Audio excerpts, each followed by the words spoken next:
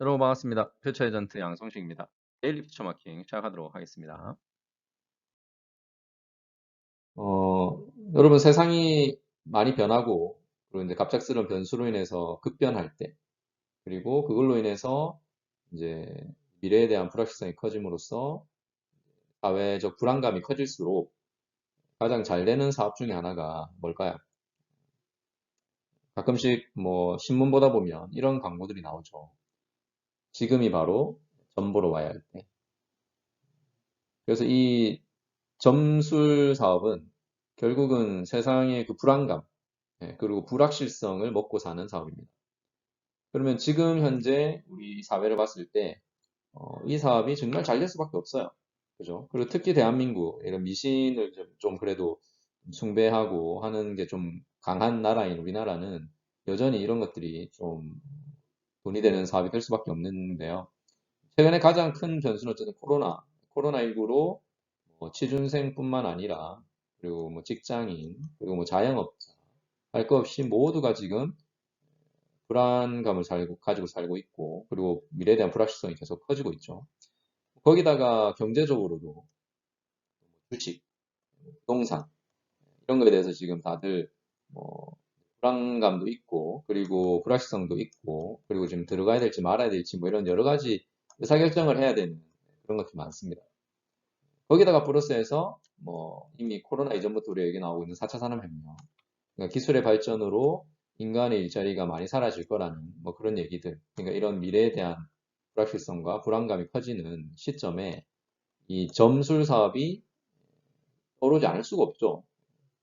그래서 오늘 매일경제신문을 제가 보다 보니까 이런 기사가 딱 떴더라고요. 최근에 20, 30대들 젊은 층들 사이에서 이런 이제 비대면, 그러니까 출장 사주, 비대면 타로를 보는 이런 점술이 인기를 얻고 있다. 이렇게 돼 있습니다. 그래서 이제 그 이유는 당연히 이제 여기 보시면 알겠지만 작년보다 뭐 공채도 많이 줄고 취업은 계속 막막하고 그러다 보니까 이제 호기심에 그러니까 대부분 일단 호기심에 사주를 봅니다. 예, 호기심에 사주를 보는데 뭐 만족도가 높았다라고 나와 있죠. 근데 뭐 제 생각에 이 만족도라는 거는 아직 뭐 미래가 이렇게 뭐죠? 현실이 된 게 아니라 이제 이걸 사주를 본 거기 때문에 아직은 만족도가 뭐 이렇게 딱 나왔다기보다는 이제 원래는 코로나 때문에 이걸 볼 수가 없는데 비대면으로 해주니까 좋더라 뭐 이런 얘기인 것 같아요. 그래서 지금 현재 이 사주를 보고 뭐 타로존을 본 사람들이 뭐 당장 그 효과가 났다기보다는 그 서비스에 대한 비대면 출장 서비스에 대한 만족도가 높다라는 얘기인 것 같습니다. 자, 그래서 어쨌든 최근에 이런 불안감들을 또 이용해서 거기다 이제 비대면으로 출장으로 이렇게 점수를 또 쳐주는 그런 이제 지금 서비스들 플랫폼들이 잘 되고 있고 또 유행을 하고 있는 것 같아요. 여기 보려면 비대면 점술 플랫폼의 출장 도사 지난해 입점한 점술가가 500명을 돌파했다라고 되어 있습니다. 자, 그리고 여기 보시면 또 중요한 거는 뭐 이렇게 점수를 돈 주고 보는 사람도 있지만 스스로 타로, 사주풀이 방법 등을 공부하는 사람도 늘어나고 있고 20, 30대 젊은 층 사이에선 카드를 이용한 사용 점술인 타로를 공부하는 스터디 모임이나 그룹 과외도 생기고 있다라고 되어 있습니다. 그리고 이제 이걸 마지막으로 이제 여기 보면 단국대 심리학과 교수분이 한 분이 말씀하신 게 이런 거는 단순한 사행으로 치부하기보다는 사회 경제적으로 불안하니까 비대면으로라도 확인하고 어딘가에 기대고 싶은 심리가 발현된 것으로 봐야 한다라고 되어 있습니다. 그래서 뭐 이제 우리가 일반적인 이제 도박이나 뭐 카지노 이런 거와 좀 비교하기는 좀 그렇고요. 이거는 이제 진짜 말 그대로 이 불안감, 막막하니까 이제 어디서도 이제 내 미래를 확인하기가 어려우니까 어떻게 될지 모르니까 이제 우리나라는 이제 이런 미신을 또 믿는 문화가 있기 때문에 여기에 이제 기댈 수밖에 없는 어떻게 보면 저 안타까운 일이죠. 안타까운 일이죠. 자, 그런데 그러면 이런 우리가 점수를 보는 행위가 과연 진짜 개인의 미래를 맞출 수 있을 것인가? 근데 개인의 미래에 대해서 진짜 이 점수를 보면 내가 어떻게 될지를 알 수 있는가? 그리고 이 점수를 보면 진짜 좋은 미래가 오는가? 이게 의문이죠. 자, 그러면 제가 이 부분에 대해서 한번 잠깐 이제 말씀을 드려보도록 하겠습니다. 제가 그 다른 컨텐츠 싱크퓨처스 아카데미에서도 한번 언급을 한 적이 있지만 제가 미래학 공부를 하면서 정확하게 좀 개념을 이해하게 된 게 바로 이 예측과 예언의 차이거든요. 근데 여러분 예측과 예언은 비슷한 말처럼 보이지만 그리고 우리나라 사람들은 예언과 예측을 크게 뭐 구분해서 쓰진 않습니다. 근데 여러분 예측은 말 그대로 음, 예상해서 추측한다는 거예요. 그러니까 예상해서 추측한다. 근데 이 추측이라는 거에는 무슨 뜻이 들어있냐면 가능성을 추정한다는 뜻이에요. 그러니까 추정. 그러니까 추측이기 때문에 그렇다라고 얘기하는 게 아니라는 거죠. 그래서 여기 미래학에서 우리가 예측이란 말은 인간이 미래를 안다는 것은 불가능하다라는 것을 인정을 해요. 그러니까 우리가 미래를 맞출 수는 없다라는 걸 인정을 합니다. 그래서 인간은 늘 가능성을 추정할 뿐이라는 관점에서 예측은 가능성 중심 미래 시각에서 출발하는 거예요. 그리고 이제 그런 미래에 대한 가능성, 그리고 미래의 어떤 다양한 시나리오, 뭐 부정적인 시나리오든 긍정적인 시나리오든 위기든 기회든 그걸 이제 우리가 그려보기 위해서 다양한 방법론을 연구하고 그걸 적용해서 좀 더 가능성이 높은, 그러니까 객관적인 미래 시나리오를 그려보기 위해서 노력하는 게 바로 미래학에서 하는 거거든요. 근데 이게 왜 가능성일 뿐이냐면, 예를 들면 여러분, 미래를 예측하기 위해서는 과거의 어떤 데이터를 우리가 분석을 해서, 그리고 이제 이런 데이터 분석과 또 여러 가지 인문학적 통찰, 뭐 이런 걸 통해서 사람마다 다 다양한 미래를 볼 거예요. 그러니까 가능성은 여러 가지라는 거죠. 근데 이제 이런 것들 중에 나중에 이제 현실이 되는 게 있을 텐데 문제는 이 시점에서 우리가 미래에 대한 가능성을 그려보지만 또 이 사이에 세상은 계속 변해요. 그러니까 변수가 있다는 거죠. 그러면 어차피 미래 시나리오는 계속 변합니다, 여러분. 변하죠. 그래서 여러분 이런 얘기를 하죠. 시나리오 플래닝을 해야 된다. 시나리오 플래닝. 그러니까 시나리오를 딱 정해놓고 그거를 향해서 무조건 모든 걸 쏟아붓는 게 중요한 게 아니라 시나리오를 다양하게 그려놓고 그 시나리오를 생각하면서 또 세상의 변화를 우리가 모니터링 하는 거죠. 그러면서 변화에 따라서 시나리오를 수정 편집하는 겁니다. 수정 편집. 그렇게 하면서 우리가 원하는 미래, 그리고 바람직한 미래, 그거를 최대한 만들어가기 위해서 최적화한다라는 얘기를 합니다. 최적화. 이걸 이제 영어로는 optimizing이라고 그러는데, optimizing. 근데 여러분, 이런 의미를 다 담고 있는 게 뭐냐면 바로 이 플래닝이에요. 그러니까 플래닝이라는 건 여러분, 우리가 이제 플랜에 ing가 붙은 거거든요. 그래서 여러분, 이게 원래 무슨 얘기냐면요. 이게 사전 찾아보시면 이게 기획이에요, 기획. 그러니까 플랜은 계획이고, 여기에 ing가 붙었다는 거는 기획이라는 거는 계속 우리가 만들어 놓은 그 계획을 수정 편집하면서 현재 진행형으로 계속 업데이트 해 나가야 된다는 얘기입니다. 그러니까 우리가 어떤 미래, 우리가 원하는 미래를 정해놓고 그 미래를 만들기 위해서 뭔가 해 나가지만 계속 또 상황이 바뀌고 여러 가지 또 뭐 이해관계자의 문제가 생길 수 있고 변수가 생기니까 끊임없이 계속 관찰하면서 우리가 원하는 그 계획을 만들어가기 위해서 현실로 만들기 위해서 현재 진행형으로 계속 해 나가야 된다. 그러니까 이 기획이라는 거 그리고 이제 이 시나리오 플래닝 그리고 미래 예측은 계속 해 나가야 된다는 거예요. 그러니까 한 번 하고 끝내는 게 아니라. 그래서 이 현재 진행형이라는 말에 되게 많은 의미가 담겨 있습니다. 그리고 여기에는 항상 바로 이 수정 편집, 그리고 변화를 모니터링하는 이 트렌드 리딩력. 이게 되게 중요해요. 그래서 끊임없이 우리가 계속 이걸 하고, 그리고 거기에 맞게 또 미래에 대한 시나리오를 예측하고, 또 이걸 계속 뭐죠? 또 반복하는 거죠. 그러니까 계속 이게 선순환을 이루게, 그러니까 이게 쉬면 안 되는 거예요. 계속 해야 되는 거죠. 그러니까 계속 공부해야 되고, 계속 또 트렌드를 읽고, 또 그게 맞춰서 또 미래를 다시 우리가 수정 편집하고, 그리고 또 그렇게 해서 또 최적화된 행동을 하고 의사결정을 하다가 또 변화가 일어나면 또 뭐죠? 거기에 맞춰서 또 빨리빨리 대응을 하고. 이게 이제 우리가 늘 해야 되는 바로 이 미래 예측이라는 거예요.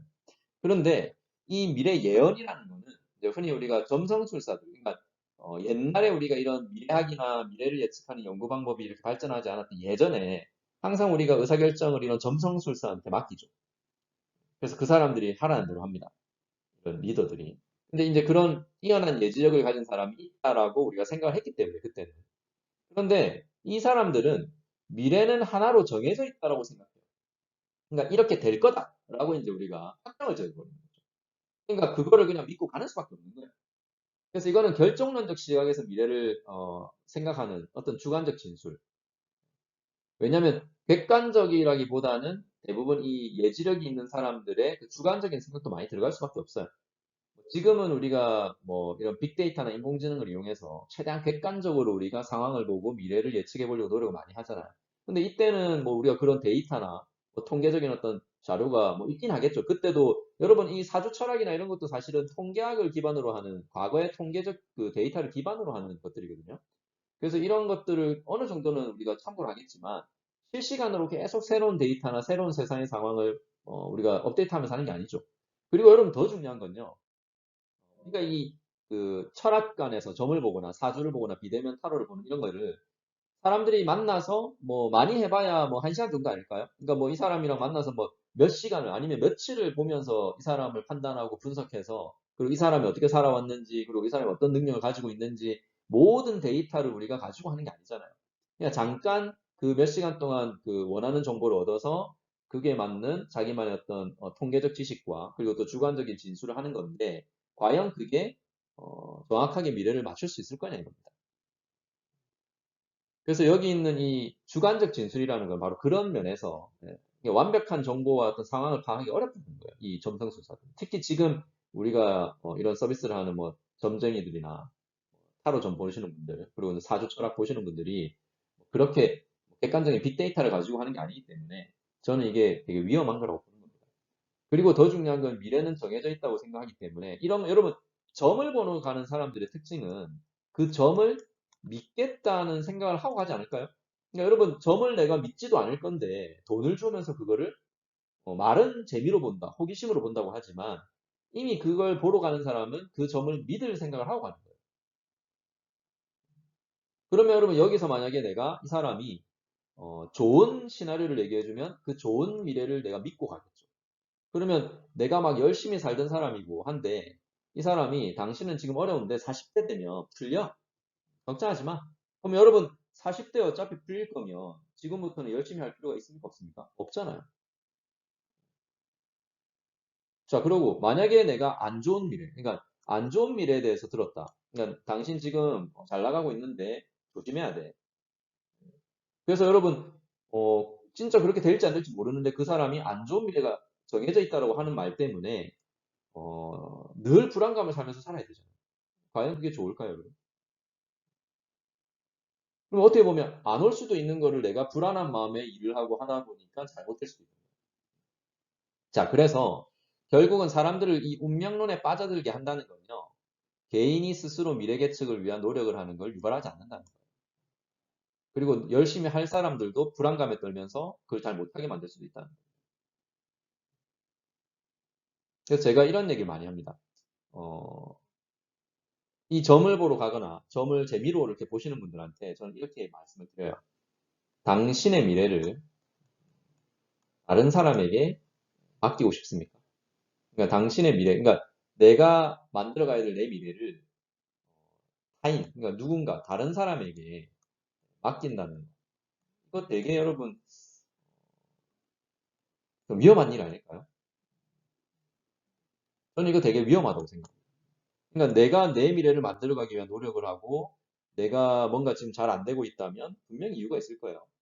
뭐 세상에 대해서 내가 잘 공부를 안 해서 흐름을 모르고 있다든지 아니면 뭐 또 그 외에 여러 가지 뭐 상황이죠. 내가 관리하고 컨트롤해야 되는 상황을 컨트롤 잘 못해서 그럴 수도 있고. 그래서 어떻게 보면 뭐 저는 제일 중요한 거는 이 세상이 변하면서 우리가 불안감과 불확신이 커지는 거는 내가 이 세상의 변화를 잘 모르고 그 미래에 대해서 우리가 스스로 예측을 할 수 있는 가능성을 따져볼 수 있는 능력이 없기 때문이라고 생각하거든요. 여러분 항상 세상은 불안했고 지금까지 여러분 좋았던 날이 있던가요 혹시 사실? 여러분 뉴스를 보거나 하면 우리가 세상이 늘 좋다고 하던가요? 나쁘다고 하던가요? 경제 상황이 좋은 적이 있었나요? 근데 여러분 그래도 그 상황에서 늘 어떤 사람은 있냐면 성공하는 사람, 돈 버는 사람, 기회를 잡는 사람, 창업을 하는 사람, 부동산 주식을 해서 돈을 버는 사람. 그러니까 늘 어렵다고 하고 상황이 안 좋다고 하지만 거기에는 늘 기회가 있어요. 근데 그 기회를 보는 사람은 당연히 다른 사람이 보지 못하는 걸 보기 때문에. 근데 그거는 다른 사람보다 변화에 대한 관심을 많이 가지고 세상의 상황과 관찰을 하면서 트렌드를 이런 능력이 뛰어나고 앞으로 미래가 어떻게 될지에 대해서 남들보다 조금 더 예측을 할 수 있는 능력, 가능성에 대해서 위기를 먼저 보고 기회를 먼저 볼 수 있는 능력이 있다고 생각합니다. 근데 그런 노력은 하지 않은 채 계속 이런 그 점성술사들의 어떤 미래에 대한 어떤 이런 운명론적인 이야기들에 의지를 하고 좀 희망적인 얘기를 해주길 바라고 이런 거에 의지를 하게 되면 절대 자신의 미래를 자기 스스로 만들어갈 수는 없다는 겁니다. 네, 그래서 저는 지금 오늘 그 뉴스에 나온 20, 30대들이 답답하겠지만 그리고 이제 많은 우리 지금 우리 국민들이 답답한 마음에 호기심으로라도 점을 보고 터라점을 보겠지만 사실은 저는 그 돈으로 그리고 그 시간에 차라리 최강건을 더 보시고 그리고 뭐 유튜브에서 좋은 우리가 최근에 뭐 지식을 얻을 수 있는 콘텐츠 많잖아요. 네, 그런 걸 더 보시는 게 낫습니다.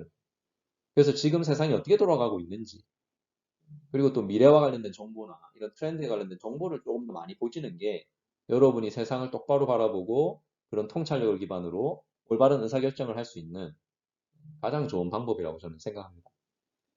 뭐 어떻게 생각할지 모르겠지만 뭐 사람마다 다 생각이 다르시니까 어, 혹시라도 지금 답답한 마음에 이런 점을 한번 볼까 하는 생각을 하고 계시다면 저는 강력하게 말씀드립니다. 절대 여러분의 미래를 남에게 맡기지 마시기 바랍니다. 데일리 퓨처마킹 오늘은 여기까지 해보겠습니다. 고맙습니다.